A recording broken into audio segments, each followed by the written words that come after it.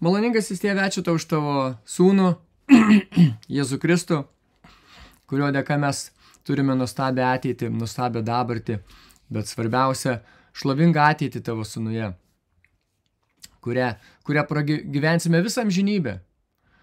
Visą amžinybę džiaugsimės Tavo sūnaus šlovės turtais.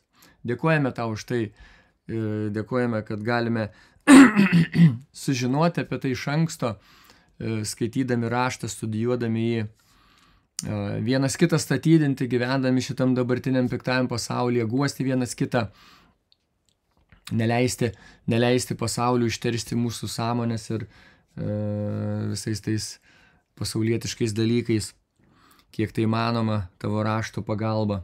Dėkojame Tau už tą praleistą laiką Tavo žodyje, Tavo sūnaus vardu. Amen.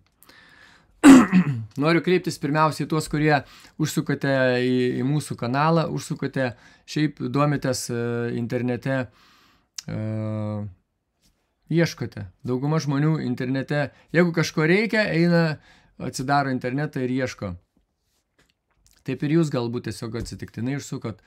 Ir noriu jūsų paklausti, ar žinote, kas bus po mirties? Nes rašte rašoma, kad kiekvienam žmogui yra skirta mirti, bet po to teismas. Po mirties žmogaus laukia teismas. Nebus, kad žmogus mirs ir viskas susibaigs, juostelė nutrūks ir žmogus nebeegzistuos. Šito nebus. Kai Dievas sukūrė žmogų, sukūrė jį amžinai gyventi. Jo siela, žmogaus siela yra amžina. Kūnas, jis miršta, jis mirtingas. Bet po mirties žmogus gaus kitą kūną. Bet siela jį amžina, siela jį nemirtinga. Ir žmogus po mirties turės stoti prieš Dievą į teismą, turės atsakyti už viską, ką jisai padarė čia gyvendama žemėje. Ką jisai padarė, ką jis mąstė, ką jis ketino daryti, galbūt nenorėjo, galbūt nepadarė, bet norėjo padaryti. Visos mintis, kurios sukosi žmogaus galvoje, už viską žmogus turės atsakyti prieš Dievą. Rašte rašoma, kad visiems melagiams yra skirta dalis ežere, kuris dega ugnimi ir siera. Melagiai. Kas yra melagis? Tas, kuris pamelavo. Nėra didelis melas ir mažas melas. Yra melas. Tai tiesiog melas. Prieš Dievą tai yra melas. Ir kiek reikia kartų pameluoti, kad žmogus taptų melagiumi? Ar tai turi būti kažkoks tai nuolatinis procesas, kad jis nuolat meluoja? Ar vieną kartą užtenka pameluoti? Pagal raštą vieną kartą užtenka pameluoti.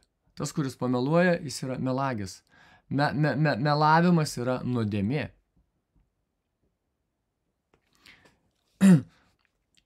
Ir viską, ko jums reikia užsitikrinti, kad jūsų nuodėmės būtų atleistos. Nes taip jūs išvengsite teismo. Taip jūs išvengsite ugnies ežero, kuris užtruks visą amžinybę. Ten nebus 10 metų bausmė. Ten bus bausmė, kuri tęsis visą amžinybę. Visą amžinybę žmogus bus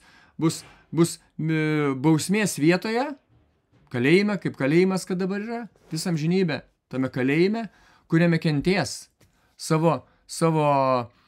už savo padarytus dalykus, už tai, ką jis padarė. Šitas žmogus išvengti gali. Dievas pasirūpino, kad žmogus šito išvengtų, kad žmogus nepatektų į tą baisę vietą, kad žmogus nepatektų, nebūtų nubaustas Dievo teisme. Kaip tai Dievas padarė? Jis siuntė savo sūnų, Jėzų Kristų, kuris prieš 2000 metų mirė ant kryžiaus. Jis nemirė kaip atsitiktinė auka, kaip kankinys, kaip nusikaltelis, kaip nenusisekėlis, kaip jam, kad nepavyko, šitaip atsitiko, jį paėmė ir nukryžiavo. Ne taip jis mirė. Jis mirė sąmoningai. Kristus sąmoningai ant kryžiaus. Su tikslu. Jis atėjo į žemę tam, kad eitų ant kryžiaus. Jo tikslas toks buvo. Todėl, kad ant kryžiaus jis sumokėjo už žmonių nuodėmės, už kiekvieną žmogaus atskirai. Mes visi esame atskiri individai. Mes nesam žmonija kaip visuma ir turėsim prieš Dievą atsakyti kaip žmonija kaip visuma. Šito nebus. Mes kiekvienas asmeniškai stosim prieš Dievą į teismą. Ir už kiekvieną asmeniškai Kristus mirė ant kryžiaus. Ir už jūs, kurie žiūrite šito įrašą, už jūs asmeniškai mirė Kristus. Asmeniškai, sumokėjau už visas jūsų nuodėmes, kokias tik padarėte. Ir viską, ką jums reikia daryti, ogi nieko nereikia daryti. Nes žmonės religiją moko, kad reikia laikyti mišes, eiti lankyti mišes, reikia eiti išpažinties pas kunigą, reikia išpažinti savo nuodėmes, reikia melstis atgailos malda, reikia daryti tą, reikia daryti aną, reikia pasižadėti Dievui, reikia gailėtis prieš Dievą ir panašiai. Nieko nereikia daryti. Nes viską padarė Kristus. Jis ant kryžiaus sumokėjo už visas jūsų nuodėmes. Jūsų tame nėra nuopelnų, jokių. Visi nuopelnai ant Kristaus pečių. Ir viską, ką žmogui reikia padaryti, tiesiog tikėti. Tikėti, kad Kristus mirė ant kryžiaus už jūsų nuodėmę. Jums reikia tikėti, kad Kristus mirė už jūsų nuodėmes. Sumokėjo už jas visas ant kryžiaus. Ir 3 dieną prisikėlė, kaip rašo rašte. Šitą reikia daryti jums. Nieko kito. O šitą padaryti dar gali kiekvienas žmogus, netgi neatsikeldamas iš lovos. Tu žmogus gulėdamas lovoje gali tai padaryti. Sėdėdamas ant sofos, važiuodamas automobiliu, eidamas pasivaikščioti po mišką, vaikščiodamas mieste, parduotuvėje, kur besi žmogau, tu tą gali padaryti. Tiesiog savo širdyje tikėti. Savo širdyje pasakyti Dievui tikiu. Tikiu, kad esu nusidėlis, kad nusipelniau bausmės už savo nuodėmes. Bet aš tikiu, kad tavo sūnus sumokėjo už mano nuodėmes ant kryžiaus, už jas visas savo krauju. Ir 3 dieną prisikėlė. Kai tai padarysite, visos jūsų nuodėmės bus pašalintos. Tarsi jų ir nebūtų buvę. Viskas bus pašalinta, viską, ką darėte, ką darote ir darysite. Įsivaizduojat, kokia tai didžiulė našta, kurią Dievas nuimti gali nuo jūsų pečių amžiams. Ko žmogus pats padaryti negali. Ko jokios religijos padaryti negali. Religijoje yra tik tai žmonių sugalvoti būdai, kaip prieiti prie Dievo, kaip gauti nuodėmę atleidimą. Tai viso labo tik žmonių sugalvoti būdai. O už nuodėmes žmogus atsakys ne prieš religiją, o prieš Dievą. Taigi, pasitikėkite Kristumi. Šiandien nelaukite kitos dienos. Galite nesulaukti kitos dienos. Šiandien tai padarykit. Netidėkit kitai dienai, geresniai dienai. Geresnių dienų nebus. Čia pati geriausia diena. Pati geriausia diena, kai išgirdote šitą nuostabią žinią, kad Kristus sumokėjo už visas jūsų nuodėmes ir jūs galite gauti nuodėmių atleidimą čia pat ir dabar. Mes viską pripratę gauti dabar čia pat. Šiais laikais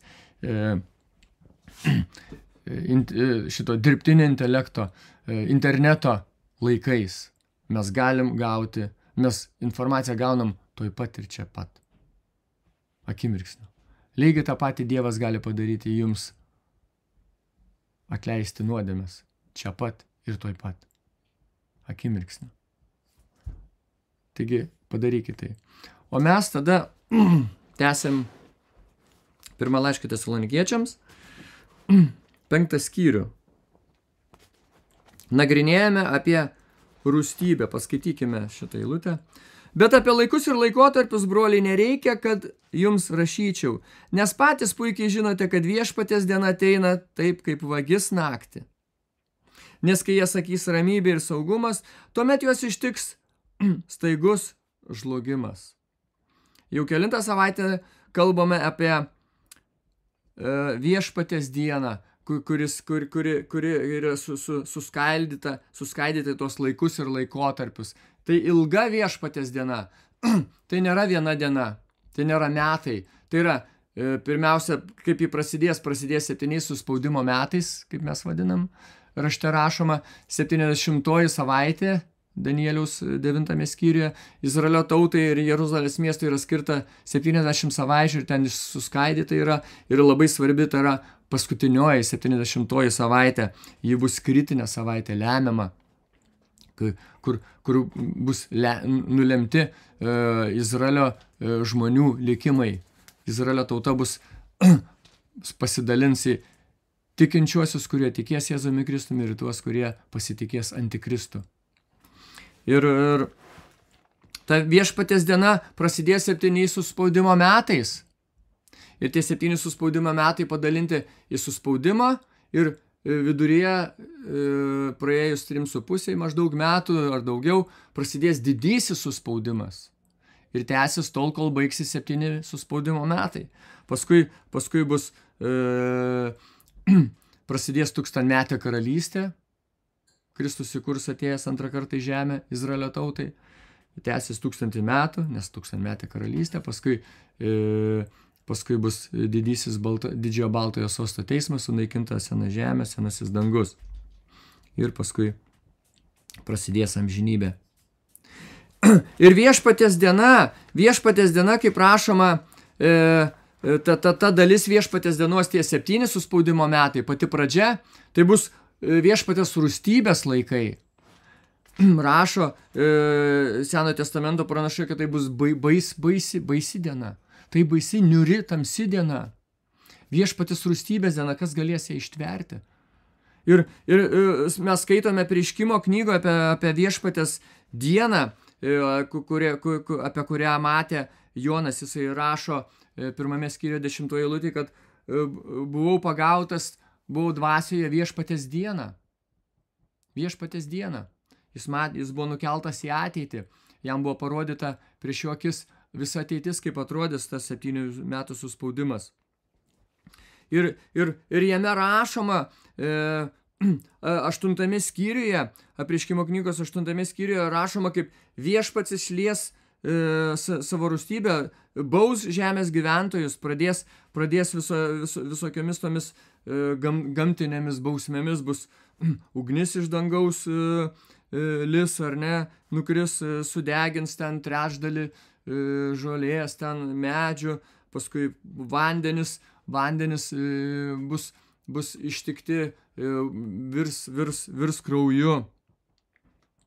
Viduržemio jūros turime menį, jūros vandenis ten rašoma, trečdalis žuvų išmirs, trečdalis laivų sunaikinta, žuvis aišku išdvės.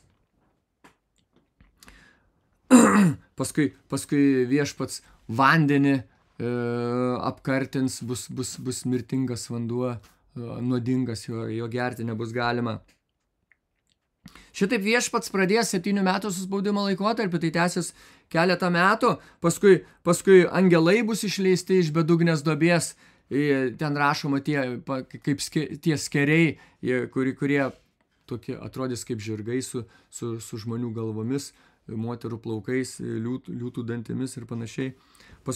Ir jie 5 mėnesius kankins žmonės, paskui bus išleisti, reiškia, atrišti angelai, surišti prie Eufrato upės, ir ten, reiškia, minė angelų eis ir žudys trečdalį žmonių. Visą tai viešpaties rūstybė. Ir paskui jau rašoma Apreiškimo knygos 12-13 skyriuje, kai jau prasidės didysis suspaudimas, kai Antikristui bus duota valdžia 3,5 metų išlieti savo rūstybę. Atsiverskime Apreiškimo knygą 12 skyrių. Apreiškimo knyga 12 skyrius, 12 eilutė. Todėl džiaukitės, dangus ir juose gyvenantis, vargas žemės ir jūros gyventojams, nes pas jūs nusileido velnias kupinas didelės rūstybės, nežino, kad turi mažai laiko. Galima įsivaizduoti tik kokia įtampa tose eilutėse. Nusileido velnias kupinas didelės rūstybės, įniršio. Ir 3,5 metų jis išlies savo rūstybę. Kankins žemės gyventojus. Bus didelis suspaudimas. 17 eilutė. Ir slibinas susirūsino ant moters ir nuėjo kariauti su jo sėklos likučiu, čia su Izraelio tauta, kuris laikosi Dievo įsakymų ir turi Jėzaus Kristaus liudijimą. Eis jos persekios, žudys, uždarinės į kalėjimus, kankins ir panašiai. 13 skyriuje rašoma apie žvėrį, kuriam slibinas duos visą valdžią, visą galią. 7 eilutė. Ir jam buvo duota kariauti su šventaisiais ir juos nugalėti. Ir jam buvo duota valdžia visoms giminėms ir kalboms ir tautoms. Jis nugalės šventuosius, tikinčiuosius. 15 eilutė. Ir jis turėjo galę duoti žvėries atvaizdui gyvybę, kad žvėries atvaizdas ir kalbėtų, ir padarytų, kad visi, kurie negarbė žvėries atvaizdo, būtų nužudyti. Ir jis daro, kad visi ir maži ir dideli, turtingi ir vargšai, laisvi ir vergai, imtų ženklą į savo dešinę ranką arba į savo kaktas. Ir kad niekas negalėtų pirkti ar parduoti, išskyrus tą, kuris turi ženklą ir žvėries vardą ar jo vardo skaičių. Kontroliuos visą pasaulį. Visas pasaulis bus jo kumštyje. Traiškis visus, kurie jam nepaklus. 3,5 metų didysis suspaudimas laukia žemės.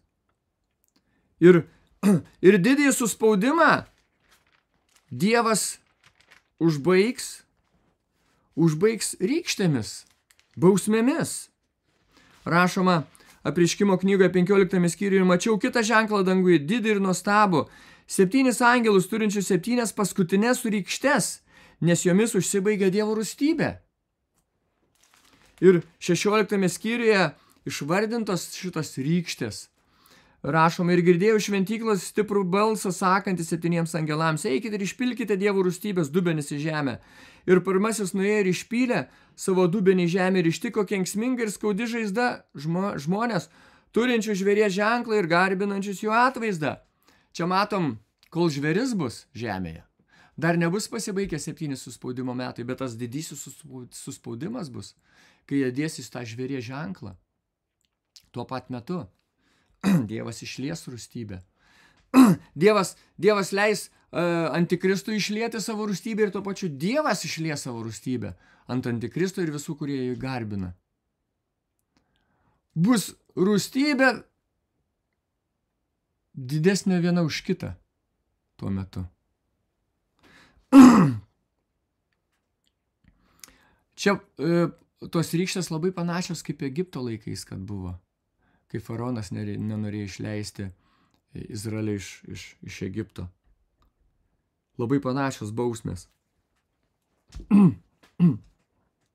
Toliau rašoma 3 eilutė: ir antrasis angelas išpylė savo dubenį į jūrą ir jį tapo kaip numirėlio kraujas. Ir jūroje mirė kiekviena gyva siela. Viskas išmirs jūroje. Ir trečiasis angelas išpylė savo dubenį į upes ir vandenų šaltinius. Ir jie tapo krauju. Atsimena, tą patį padarė Mozė Egipte. Ir girdėjau vandenų angelą sakantį: tu esi teisus, o viešpatie, kuris esi ir buvai ir būsi, nes taip teisei. 7 eilutė: ir girdėjau kitą nuo aukuro sakant: būtent taip, viešpatie visagali Dieve, tikri ir teisūs yra tavo teismai. Ir 4 angelas išliejo savo dubenį į saulę, ir jai buvo duota valdžia svilinti žmonės ugnimi. Dabar mes, kai būna karštos dienos, kaip karšta, neįmanoma. Bet galima įsivaizduoti, kas bus tuo metu, kai saulė svilins žmonės. Kaip ant keptuvės, kad čirškina. 9 eilutė: ir žmonės buvo svilinami didžiulę kaitrą ir pikžodžiavo vardui Dievo, kuris turi valdžią šitoms rykštėms, ir jie net gailavo. Galima įsivaizduoti, ant kiek užkietėję bus žmonės, kaip faraonas, kad buvo užkietėjęs. Atsimenat? Faraonas ir jo tauta, kai buvo užkietėję, nors Dievas baudė tomis rykštėmis. Ir faraonas maldavo, tegul pašalina ten Dievas šitą rykštę. Ir kai tik tai pašalindavo, jo širdis dar labiau užkietėdavo. Tas pats bus ir ateityje. Dievas baus tomis rykštėmis, kad žmonės grįžtų pas jį, kad žmonės atgailautų, kad žmonės atsiverstų, bet jie nepaklus. Juos Dievas baus, bet jie dar labiau savo skūrą užkietins.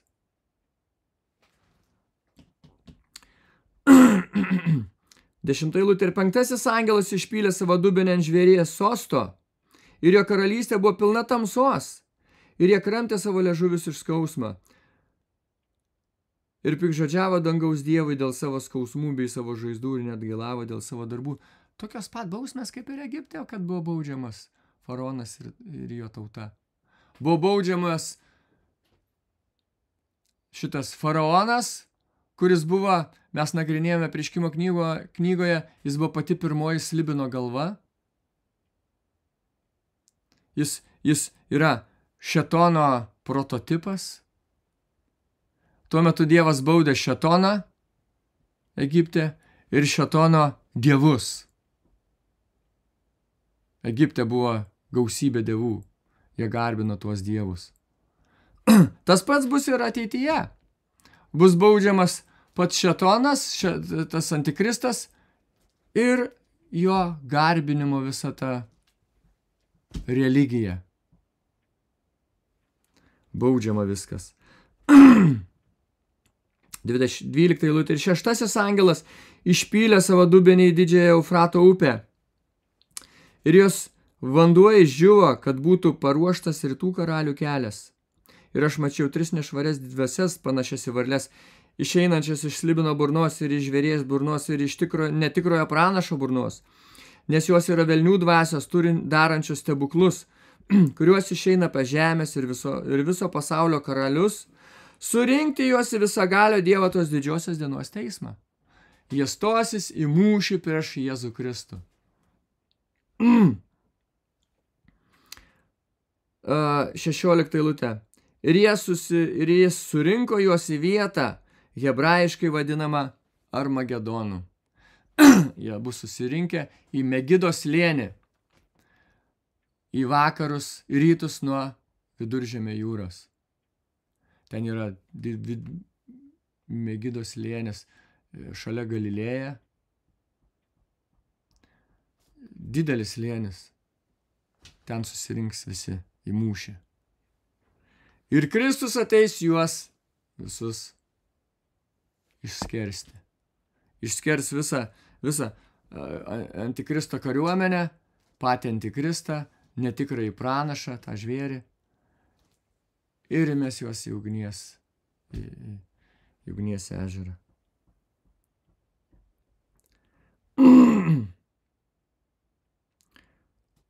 Ir dar bus 7 bausmė. Čia rašoma Apreiškimo knygoje. 17 eilutė. Ir 7 angelas išpylė savo dubenį į orą, ir iš dangaus šventyklos nuo sosto atėjęs stiprus balsas sakantis: atlikta. Ir buvo balsai, ir griaustiniai, ir žaibai, ir buvo didelis žemės drebėjimas, kokio nebuvo nuo tada, kai žmonės buvo žemėje. Toks galingas žemės drebėjimas, toks didelis. Ir didysis miestas suskilo į 3 dalis, ir tautų miestai sugriuvo, ir didysis Babilonas atėjo atmintin prieš Dievą, kad jam duotų savo rūstybės įniršio vyno taurę. Ir kiekviena sala pabėgo ir nebuvo rasta kalnų. Ir ant žmonių iš dangaus krito didžiulė kruša, kiekvienas ledokšnis apie talentą svorio. Talentas svorio, įsivaizduojat, tai yra tuoj paskaitai, apie 30 kilogramų. Įsivaizduojat? Kibiras krenta iš dangaus, didžiulis kibiras ledo. Ir daug kibirų, daug ledo kibirų krenta iš dangaus. Ir žmogus sutraiško tiesiog. Toks, kai krenta, ištikšta žmogus. Viskas sunaikins. Viskas išdaužys. Ir ant žmonių iš dangaus krito didžiulė kruša, kiekvienas ledokšnis apie talentą svorio. Ir žmonės pikžodžiavo Dievui dėl Krušos rykštės, nes jos rykštė buvo nepaprastai sunki. Pikžodžiavo. Net gailavo, ne atsivertė, bet pikžodžiavo. Ant kiek žmogus bus užkietėjęs. Ir šitaip Dievas savo rūstybę užbaigs 7 suspaudimo metus. Ir po jų, po didžiojo suspaudimo, kas atsitiks? Jėzus Kristus ateis iš dangaus į žemę. 19 skyrius rašoma Apreiškimo knygoje, 11 eilutė. Ir mačiau atvirą dangų, ir štai baltas žirgas. Ir ant jo sėdintysis buvo vadinamas Ištikimasis ir Tikrasis, ir teisumu jis teisia bei kariauja. Jo akis buvo kaip ugnies liepsna, ir ant jo galvos buvo daug karūnų. Daug karūnų. Kas jisai yra? Karalių karalius. Jam visa karalystė žemės priklauso. Jis visų žemės karalių karalius. Ant jo daug karūnų.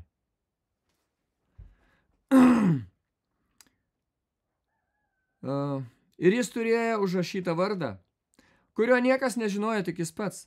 Ir jis buvo apsirengęs rūbais pamirkytais kraujyje.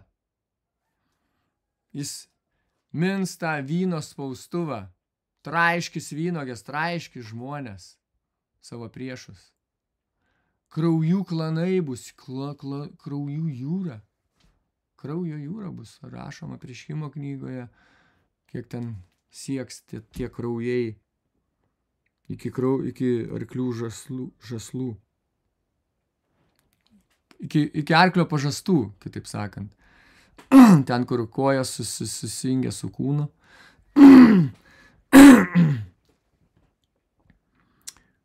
Ir jo vardas yra vadinamas Dievo žodžiu. Ir kariuomenės esančios danguje sekė paskui jį ant baltų žirgų, apsirengusios ploną drobę baltai ir švaria. Taigi pasibaigs 7 suspaudimo metai. Tas didysis suspaudimas, ateis Kristus, keršyti savo priešams. Taigi tas suspaudimas ir kartu didysis suspaudimas, ta viešpaties diena, ta viešpaties dienos pradžia. Viešpaties diena prasidės 7 suspaudimo metais. Ir ta viešpaties diena, šitas gabalas, šitas tarpas 7 metai, tai bus viešpaties rūstybės diena. Mes matom, kokia rūstybė bus. Nebus jokios atgaivos, prasidės rūstybė ir užsibaigs rūstybė. Ir tai viešpats išlies rūstybę, tai jisai leis angelams eiti ir keršyti žmonėms, kankinti juos, ar ne? Tai žvėriui 3,5 metų bus tas didysis suspaudimas, jam bus duota išlieti rūstybę, šėtonui išlieti rūstybę. Tai paskui pats viešpats išlies rūstybės dubenis ir pats viešpats ateis paskui antrą kartą į žemę. Jėzus Kristus ateis ir išlies rūstybę, sunaikins savo priešus. Yra nemažai debatų, kalbant apie tą viešpatės rūstybės dieną. Rašoma viešpatės rūstybės diena. Ir rašoma, kad Kristaus kūnas bus išvaduotas iš ateinančios rūstybės. Ir debatai, kurie pagrindinė tema tų debatų yra, kad kas tai yra ta rūstybė? Ar tai Dievo rūstybė? Ar tai šėtono rūstybė? Antikristo rūstybė? Ne tik tai jo, bet ir angelų, ar ne? Kai angelai kankins žmonės 5 mėnesius ir paskui jie naikins žmonės, trečdalį žmonių sunaikins. Daugybė rūstybių. Tai ne paties viešpatės. Vienu metu viešpats išlies rūstybę. Kitą kartą antikristas, angelai. Tačiau rašte, kur kalbam apie viešpatės rūstybę, visa rūstybė per tuos 7 suspaudimo metus yra viešpatės rūstybė. Tai yra viešpatės. Nesvarbu, kad jis ne pats asmeniškai tai darys. Bet jisai leis kitiems tai daryti. Leis angelams kankinti žmonės, naikinti trečdalį žmonių, sunaikinti. Leis antikristui, žvėriui, slibinui 3,5 metų traiškyti kankinti žmonės, persekioti juos, žudyti, sutrypti Jeruzalės miestą. Jis leistais daryti. Visa tai viešpatės rūstybės diena. Raštas neskaido į Dievo rūstybę, į šėtono rūstybę. Nes visas tas laikotarpis, tas 7 metų suspaudimo laikotarpis, jis rašte rašoma apie jį kaip viešpatės diena. Tai viešpatės diena, viešpatės rūstybės diena. Ir žiūrėkit, 1 laiške Tesalonikiečiams 5 skyriuje, kaip rašoma, bet apie laikus ir laikotarpius, broliai, nereikia, kad jums rašyčiau, nes patys puikiai žinote, kad viešpatės diena ateina taip, kaip vagis naktį. Visa ta viešpatės diena. Tai viešpatės rūstybės diena. Ir jis kur jis pats asmeniškai tą darys, tai jis pats asmeniškai, bet kitur jis leis kitiems tai daryti. Jis juos naudos kaip įrankius. Atsiverskim Izaiją 10 skyrių. Jis naudos antikristą kaip įrankį. Leis antikristui tai daryti. Izaijas 10 skyrius.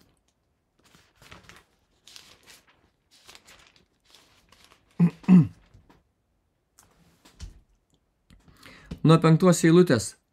O Asirė mano pykčio rykštė ir lazda jų rankoje yra mano pasipiktinimas. Aš pasiųsiu jį, Asirą, su visa ta kariuomenė, jo kariuomenė, prieš veidmainingą tautą ir įpareigosiu jį prieš mano rūstybės tautą, kad prisigrobtų grobį ir prisiplėštų plėšimą ir kad sumindytų ją kaip gatvių purvą. Kas bus leista antikristui daryti 3,5 metų? Trypti Jeruzalės miestą. Bus rašoma pagonis 3,5 metų tryps Jeruzalės miestą. Tai bus pagonių metas, pagonių laikas. Dievas naudos antikristą kaip savo įrankį. Žinot, kaip marionetę savo, kad naudoja.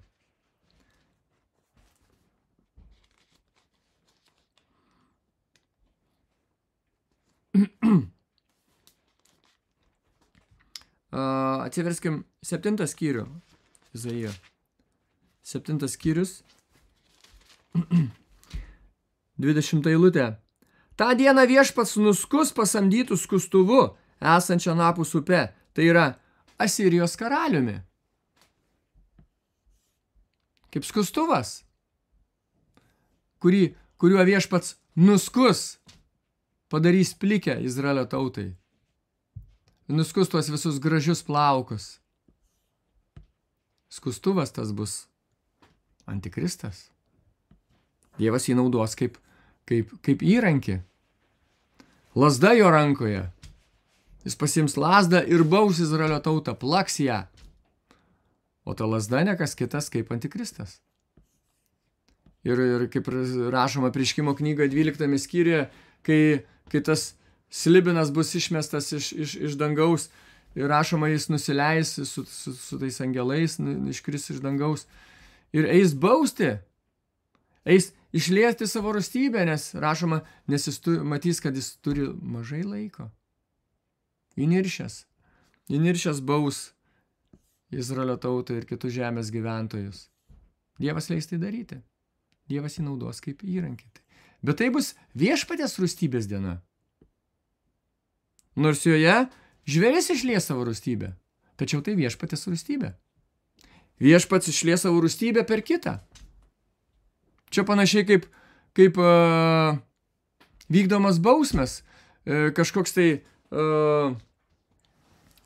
karalius nori nubausti kažkokį kalinį ar dar kažką, siunčia savo pasiuntinius, savo pareigūnus, kurie eina ir įvykdo bausmę, kuri yra karaliaus bausmė.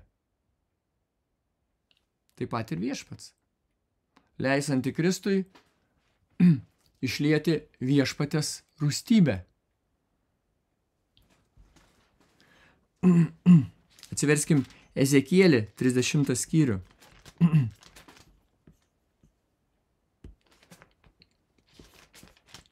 Ezekielis 30 skyrius.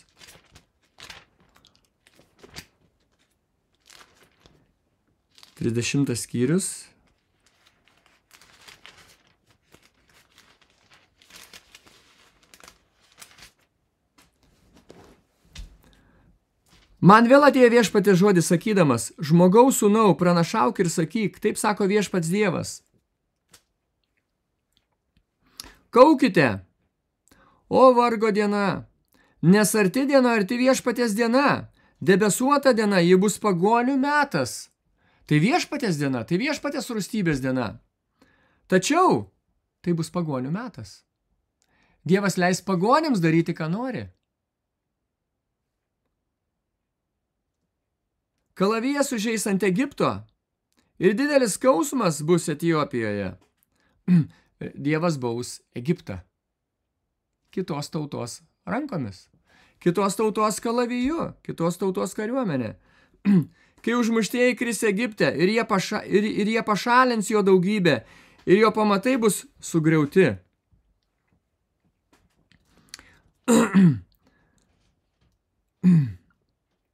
Etiopija, Libija, Lidija, visos maišytos tautos, Kubas ir šalies žmonės, esantys sąjungoje, kris su jais nuo kalavijo.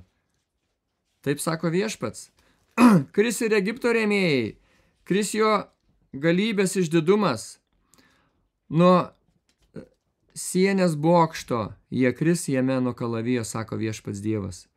Jie ištušties tarp tuščių šalių. Ir jo miestai bus tarp negyvenamų miestų, ir jie žinos, kad aš esu viešpats, kai užkursiu Egipte ugnį, ir kai visi jo pagalbininkai bus sunaikinti. Ta dieną nuo manęs laivais išvyks pasiuntiniai, išgąsdinti nerūpestingus etiopus, ir juos ištiks didelis skausmas, kaip Egipto dieną, nes štai jis ateina. Taip sako viešpats, Dievas, aš padarysiu galą Egipto daugybei, Babilono karaliaus Nebukadnecaro ranka. Ir jis ir jo tauta su juo, tautų baisieji bus atvesti šalies sunaikinti.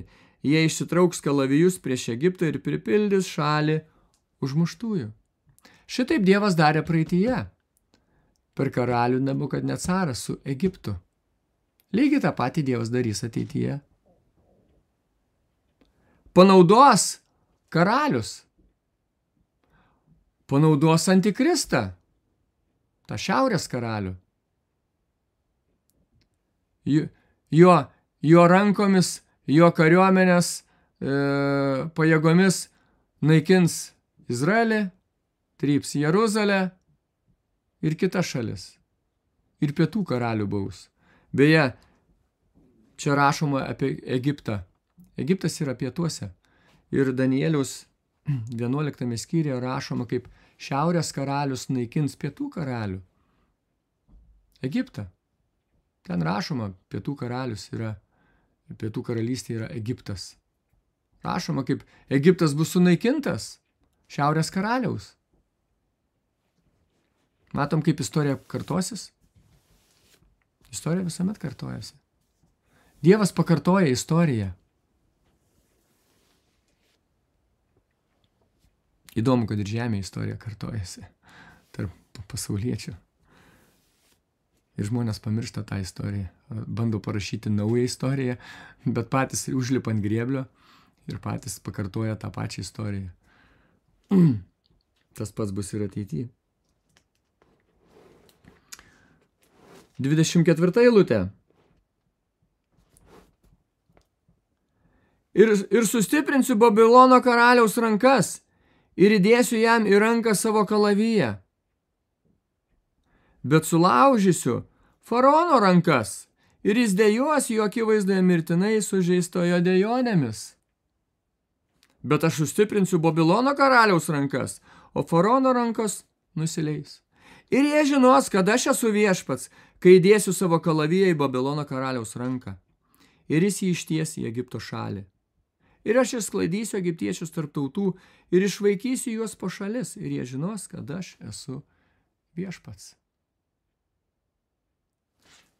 Rašoma, įdėsiu savo kalaviją į Babilono karaliaus rankas. Suprantam, kad Nebukadnecaras neturėjo kažkokio tai stebuklingo kalavijo, ar ne, ten Dievo kalavijas. Žinot, tuose pasakose, kaip būna ten, eina karžygys ir į akmenį įsmeigtas kalavijas ir jis ištraukia tą kalaviją, pasirodo stebuklingas, ten žybantis, visas ten spindintis naktį šviesomis visomis. Ne tai bus. Babilonas baudė savo ginklais, kuriuos jo kariuomenė turėjo. Bet viešpats panaudojo Babiloną, jo kariuomenę, kaip savo ginklą. Ta pati Dievas darys ir ateityje. Per Antikristą, bausdamas Izraelio tautą, Jeruzalę ir visas kitas tautas. Taigi viešpatės rūstybės diena, tai yra nesvarbu, kad tą dieną ir angelai bus išleisti iš bedugnės duobės ir kankins žmonės 5 mėnesius ir paskui bus angelai, kurie trečdalį žmonių išžudys. Ir Dievas leis Antikristui, žvėriui tam 3,5 metų kartu su pagonimis naikinti Izraelio tautą, bausti, ten ir Babilonas bus baudžiamas. Nesvarbu, kad tai darys ne pats viešpats, bet tai vis tiek viešpatės diena. Nes viešpats juos naudos kaip savo įrankius.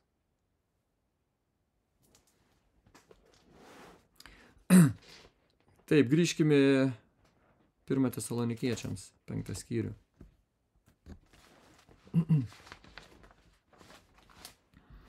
Taip, 2 eilutė. Nes patys puikiai žinote, nuo 1, bet apie laikus ir laikotarpius, broliai, nereikia, kad jums rašyčiau. Nes patys puikiai žinote, kad viešpatės diena ateina kaip vagis naktį. Nes kai jie sakys ramybė ir saugumas, tuomet juos ištiks staigus žlugimas. Viešpatės diena ateis kaip vagis naktį. Atkreipkim dėmesį, nerašoma, kad viešpats ateis kaip vagis naktį. Viešpatės diena ateis kaip vagis naktį. Visa viešpatės diena. O čia konkrečiai kalbama apie tą laikotarpį viešpatės dienos, 7 metų laikotarpį.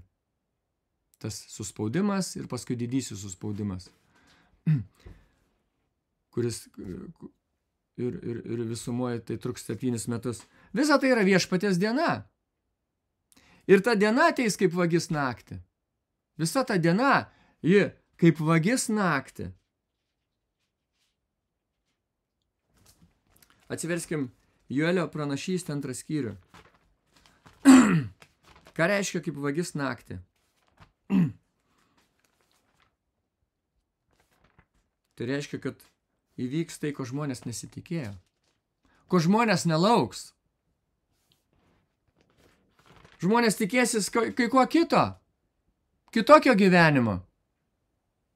Bet juos ištiks žlugimas kaip vagis naktį. Jie sakys, ramybė ir saugumą. Jie gyvens saugiai, ramiai, taikiai, bet juos ištiks staigus žlugimas.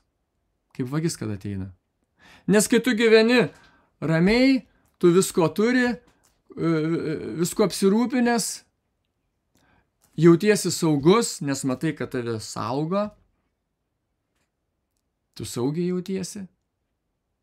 Tu nesitiki, kad ateis staigus žlugimas. Tu tikiesi, kad viskas bus gerai. Nes tave užtikrino, kad bus gerai. Bet įvyks ne taip, kaip tu tikėjaisi. Joelio pranašystė 2 skyrius. Joelis yra po Ozėjo. Danielis, Ozėjas, Joelis. Joelis 2 skyrius. 9 eilutė. Čia ta kariuomenė, kuri eis naikinti šalies. 9 eilutė. Jie lakstys šiandien ir ten po miestą. Jie bėgs nuo sienų. Lips į namus, jie eis pro langus kaip vagis. Prieš juos drebės žemė, virpės dangus. Čia rašom apie juos, kad 8 eilutė, nei vienas nestumdys vienas kito, jie kiekvienas eis savo taku ir kai kris ant kalavijų, jie nesusižeis.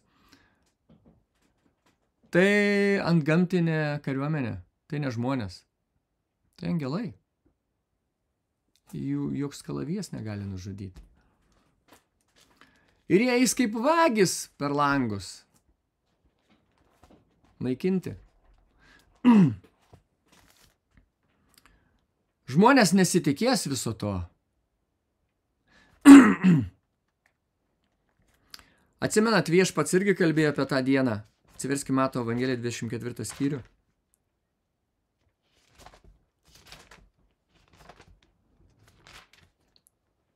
Bet jis kalbėjo apie savo atėjimą tą dieną. Mato Evangelijos 24 skyrius 42 eilutė. Todėl budėkite, nes jūs nežinote, kurią valandą jūsų Viešpats ateina. Bet žinokite, tai, jei namų šeimininkas būtų žinojęs, per kurį budėjimą ateis vagis, jis būtų budėjęs ir nebūtų leidęs įsilaužti namus. Todėl būkite ir jūs pasiruošę, nes žmogaus sūnus ateina tą valandą, kurią nemanote. Apreiškimo knygoje 3 skyriuje 3 eilutėje rašoma panašiai.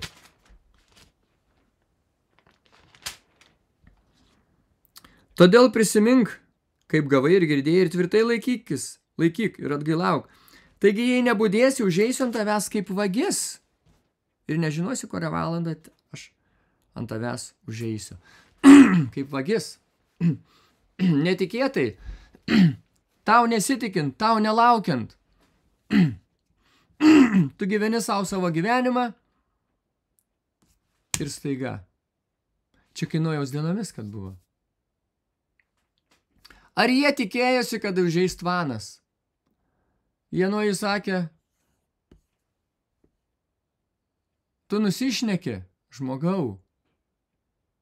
Nieks netikėjo juo.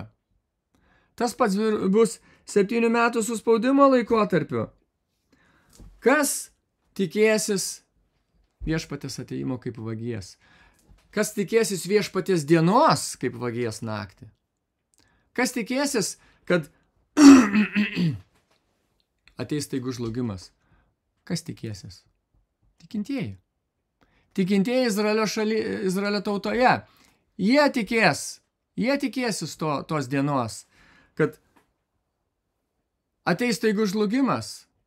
Viešpats išlies rūstybę. Ten tie ir angelai baus, visa kas, ką mes žiūrėjom, kaip bus baudžiama per tą 7 metų suspaudimo laikotarpį. Kas tuo tikės?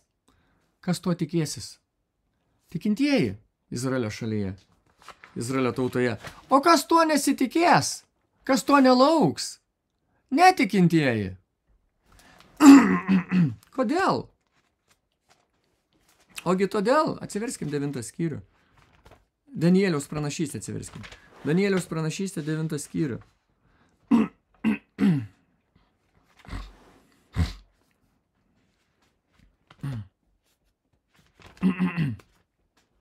Kai Mato Evangelijoje 24 skyriuje, Luko Evangelijoje 21 skyriuje rašoma, kaip vidury suspaudimo, kaip prasidės tas didysis suspaudimas. Jam prasidedant, kas bus? Bus suniokota šventikla,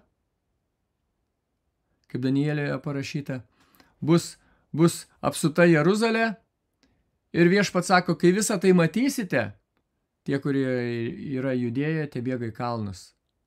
Kas viso to tikėsis? Kas tikėsis to staigaus žlugimo? Tikintieji. O kas to nesitikės? Netikintieji.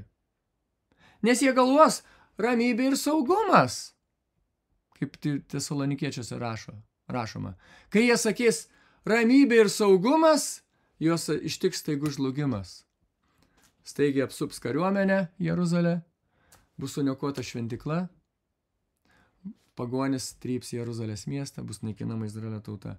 Jie nesitikėjo viso to. Kodėl jie to nesitikėjo? Nes jiems buvo kai kas žadėta, kai kas kito. Jiem buvo žadėtas ramybė ir saugumas. Jiem buvo suteikta ramybė ir saugumas. Atsiverskim Danieliaus pranašystę 9 skyrių. Jiems bus pažadėta kita realybė. Jie kitokioje kasdienybėje gyvens. Ramiai, saugiai. Danieliaus pranašystė 9 skyrius. 26 eilutė. O po 62 savaičių Mesijas bus iškirstas, bet ne dėl savęs. Ir ateisiančio kunigaikščio tauta sunaikins miestą ir šventovę. Čia Antikristas ir jo kariuomenė, pagonių tautos. Ir to galas bus su potviniu, ir iki karo pabaigos yra nulemti nusiaubimai. Ir jis patvirtins sandorą su daugeliu, čia dar prieš didįjį suspaudimą, prieš suspaudimą, gal prasidėjus suspaudimui, su daugeliu vienai savaitai. O savaitės viduryje jis sustabdys auką ir aukojimą. Ir dėl bjaurysčių pasklidimų jis ją nusiaubs. Kai sudarys sandorą su Izraelio tauta 7 metams ir vidury savaitės sustabdys visą tai, staigus žlugimas bus Izraelio tautai. Ar kai jis sudarys sandorą su Izraelio tauta, ar jis ant lapų ir išdėstys taip, kaip čia Danieliuje, kad parašyta? Va, 7 metai, sudarom sandorą ir viduryje savaitės aš naikinsiu jūs. Ne. Kai jisai sudarys sandorą, jis sudarys su jais netgi ne 7 metų sandorą, amžiną sandorą. 7 metus sandorai sudarys, kai galvos pats apie ją, iš savo perspektyvos. Kai jisai įkurs sandorą su Izraelio tauta, įkurs jiems saugumą, ramybę, taiką. Izraelio tauta, iš Izraelio tautos perspektyvos, tai bus amžina taika, amžina ramybė, amžina sandora, nes jis mūsų Mesijas, jis mūsų Kristus, jis mūsų gelbėtojas. O iš Antikristo perspektyvos ta sandora kaip atrodys, kaip rašo Danielius. Aš sudarau su jais 7 metus sandorą, bet praeis 3,5 metų, aš viską sunaikinsiu. Ir taip yra iš Dievo perspektyvos, nes čia Dievas pranašauja, kaip ką Antikristas darys. Bet kas tuo tikės? Kas tikės šitą Dievo perspektyvą ir Antikristo perspektyvą? Tikintieji, nes jie skaitys raštą. Jie žinos, kas vyksta. Kas vyksta Dievo planuose ir Antikristo sąmonėje. O netikintieji Izraelyje žiūrės iš kitos perspektyvos. Jie netikės to, ką Danielius rašo. Jie netikės to, kas Apreiškimo knygoje rašoma apie 7 metų suspaudimą. Jie netikės šitais dalykais. Tai paistalai, tai nesąmonės. Jie tikės Antikristų, kuris bus atėjęs tuo metu į žemę ir sakys, kad aš esu jūsų Mesijas. Aš esu jūsų Kristus, aš įkursiu jums taiką. Ir jis tai padarys. Atsiverskim Danieliaus pranašystę 11 skyrių. 11 skyrius. 21 eilutė. Čia iš pradžių rašoma apie šiaurės karalių karjerą. Bus 3 karalius. Bus 3 šiaurės karaliai ir 3 tas šiaurės karalius jau bus tas pražūties sūnus. 21 eilutė. Ir jo vietoje stosis niekšas, kuriam nesuteiks karalystės garbės, bet jis įeis taikiai ir įsigys karalystę meilikavimais. Jis įeis kaip taikos kunigaikštis, bet jis meilikaus. Jis kalbės saldžius žodžius, švelnius žodžius. Pratęsim tą, ką čia Danielius kalba, rašo, bet atsiverskim 55 psalmę. 55 psalmę,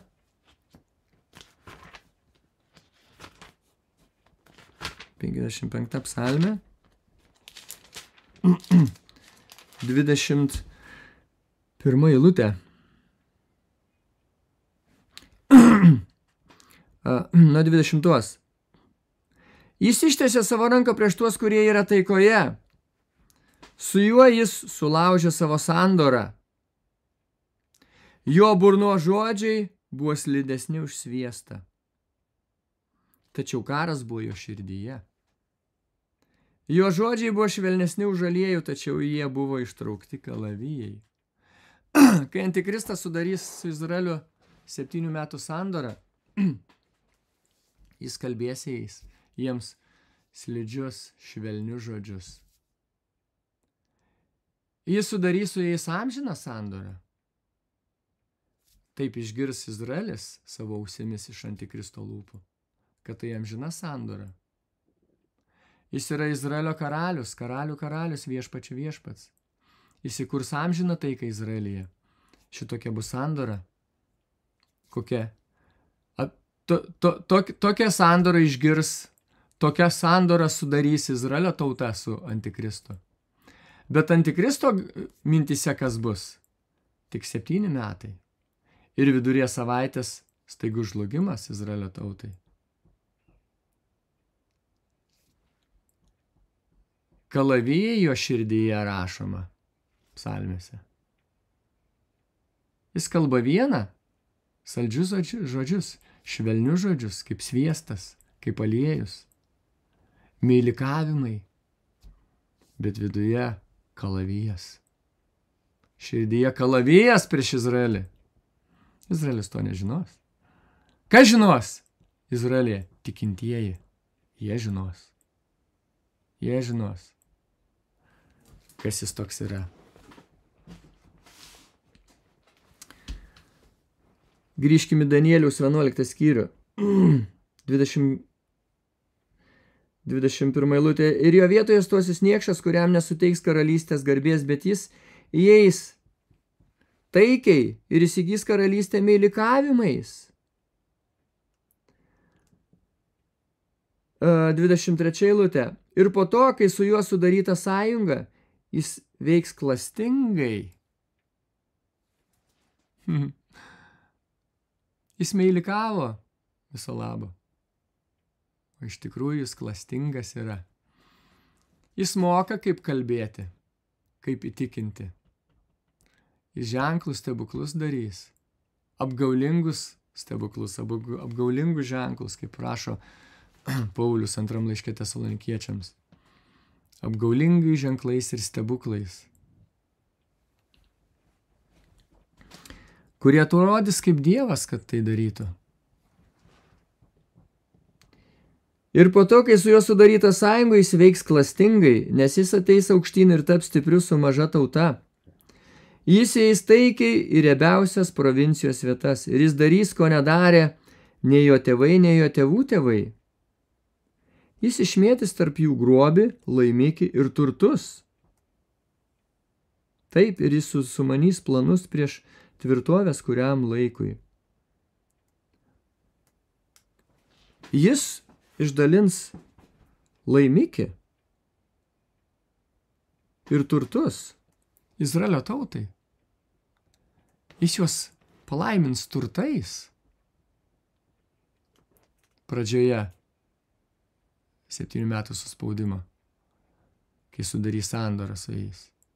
Jis ateis kaip taikos kunigaikštis ir jis nedarys kaip kiti, kad darydavo prieš tai rašoma. Nes ką prieš tai darydavo tie, kurie užimdavo Izraelio tautą? Jos naikindavo. Atimdavo viską. Nebukadnecaras atėjo, sunaikino Jeruzalę, sudegino ir viską iš šventyklos išsivežė pas save. Visus auksus, sidabrus, visus turtus. O kai ateis Antikristas, sudarys su jais sandorą, jis juos apdovanos turtais. Nes jis sakys, kad aš esu jūsų mesijas. Jis palaimins Izraelio tautą.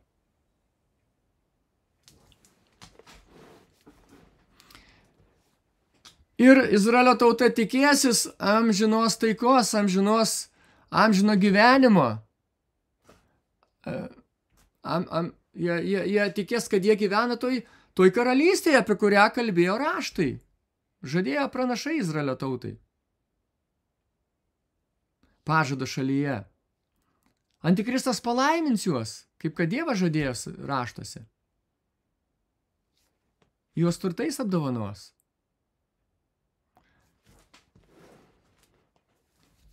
Ir ko Izraelio tauta nesitikės, gyvendama tokį gyvenimą? Staigaus žlugimo. Kas juos ir ištiks? Antikristas žinos, kad jis tai darys. Izraelio tikintieji žinos, kad jis tai darys. Bet netikintieji, atsimetėliai, atkritėliai nežinos. Netikės tais dalykais. Beje, kaip antikristas, kad elgsis, kalbės taip saldžius žodžius, saldžius pažadus. Lygiai taip pat ir Izraelio netikri pranašai darydavo praeityje. Atsiverskim Jeremijo pranašystę 6 skyrių. Izraelyje bus netikrų pranašų. Petras kalbėjo savo laiškuose. Jonas. Bus netikri pranašai kaip ir praeitie, kad buvo, kurie kalbės saldžius žodžius apie antikristą. Saldžius pažadus. Stengsis evangelizuoti Izraelio tautą į antikristo pusę. Jeremija 6 skyrius. 6 skyrius. 14 eilutė. Jie taipogi gydė mano tautos dukros sužalojimą paviršutiniškai sakydami, taika, kai nėra taikos. Matot, lygiai tas pats buvo praeityje. Ta pati darys. Atsiverskim Ezekielį, 13 skyrių.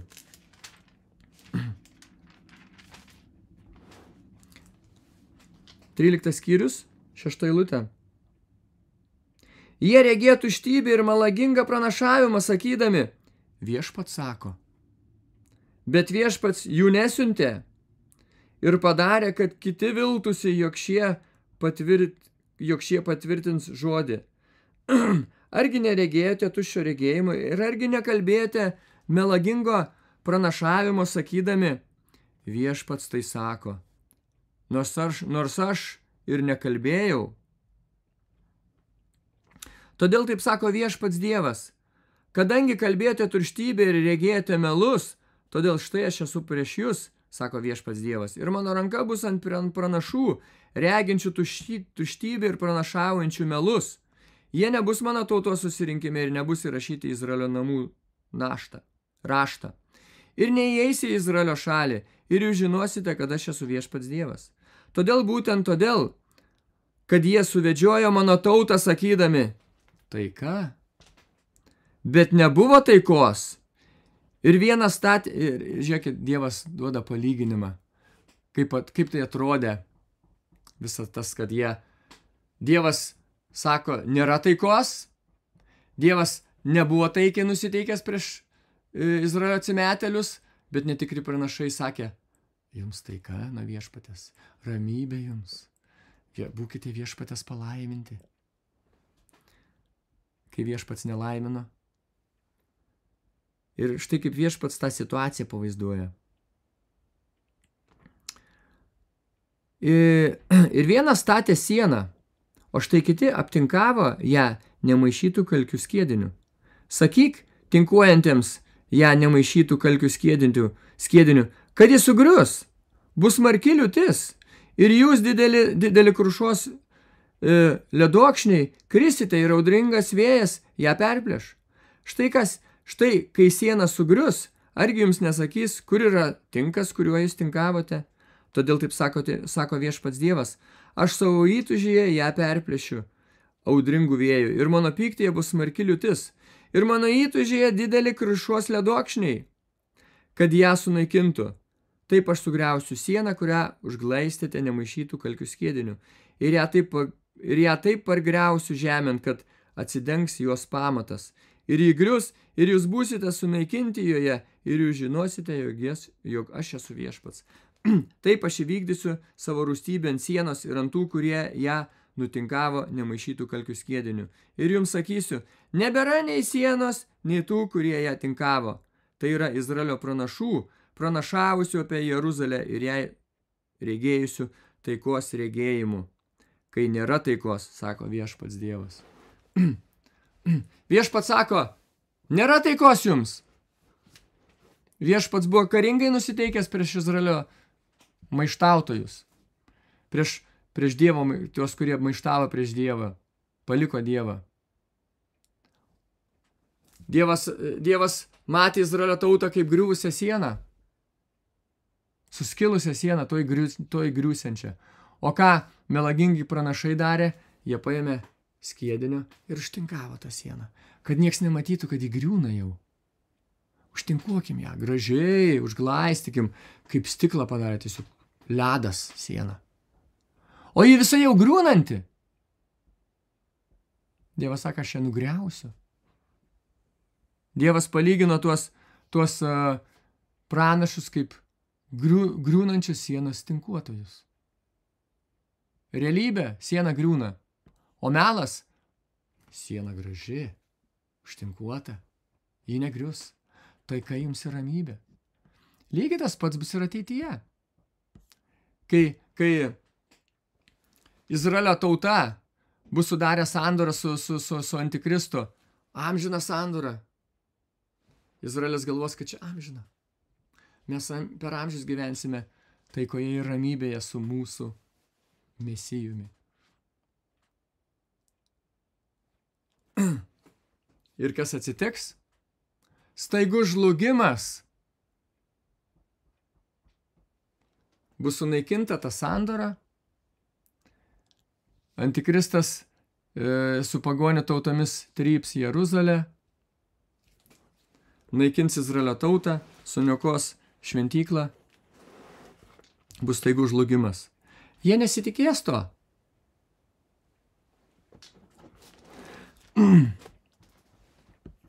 Ir Izraelis iš tikrųjų sudarė sandorą su Antikristu. Garbindami Antikristą sudarys sandorą su mirtimi ir pragaru. Apreiškimo knygos 6 skyriuje rašoma, kad kai viešpats Jėzus Kristus, kai atplėštos antspaudus ir ten pasirodys Antikristas, baltas žirgas, jis eis nugalėti, reiškia kaip nugalėtojas, jam bus duota nugalėti. Ir ten daugybė tų žirgų, ten baltas žirgas, paskui raudonas, paskui juodas, paskui išblyškęs žirgas. 6 skyrius 8 eilutė. Ir pažiūrėjau, štai išblyškęs žirgas. Ir ant jo sėdinčio vardas buvo mirtis ir pragaras. Visi, kurie sudarys sandorą su Antikristu. Kurie garbins jį. Priims jį kaip savo mesiją. Dėsis paskui jo ženklą, žvėrės ženklą. Garbins, kodėl dėsis? Jį garbins kaip savo dievą. Tai mūsų mesijas, tai mūsų Kristus. Visi, kurie Izraelyje taip darys, jie sudarys sandorą su mirtimi ir pragaru. Atsiverskim Izaijo pranašystę, 28 skyrių. Izaijas 28 skyrius.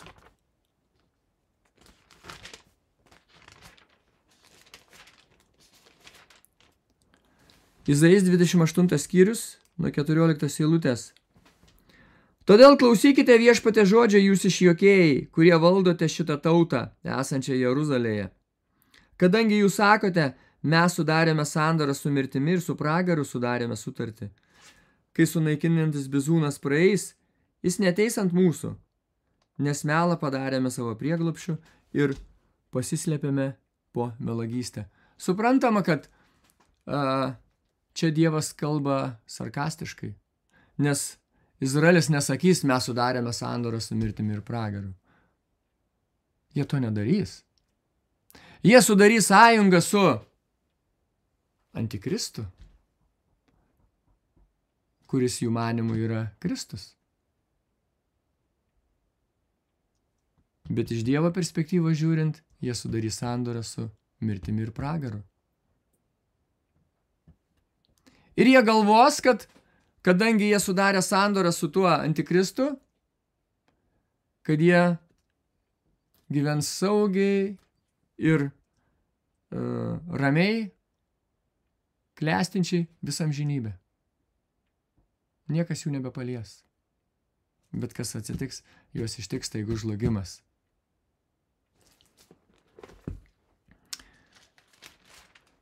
Ir galiausiai, kas su jais atsitiks, Apreiškimo knygoje 14 skyriuje rašoma.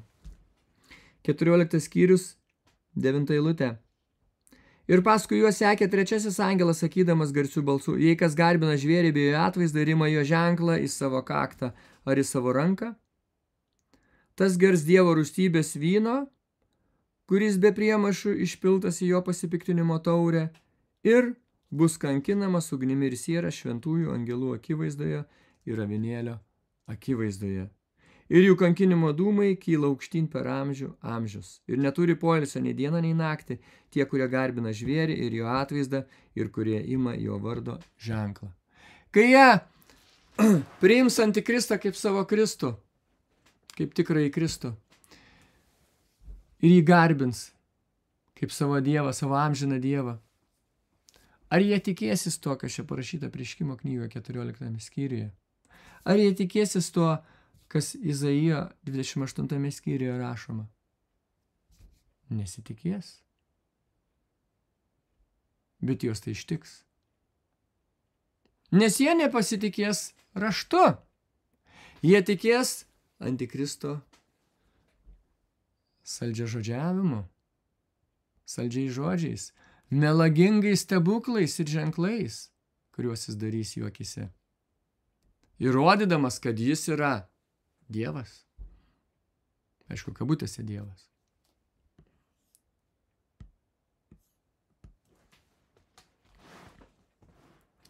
Ir vieną dieną staigus žlugimas. O tikintieji to tikėsis. Jie žinos, kad taip atsitiks. Todėl jie išvengs Antikristo melo. Jie apsisaugos nuo to, nes jie pasitikės raštu.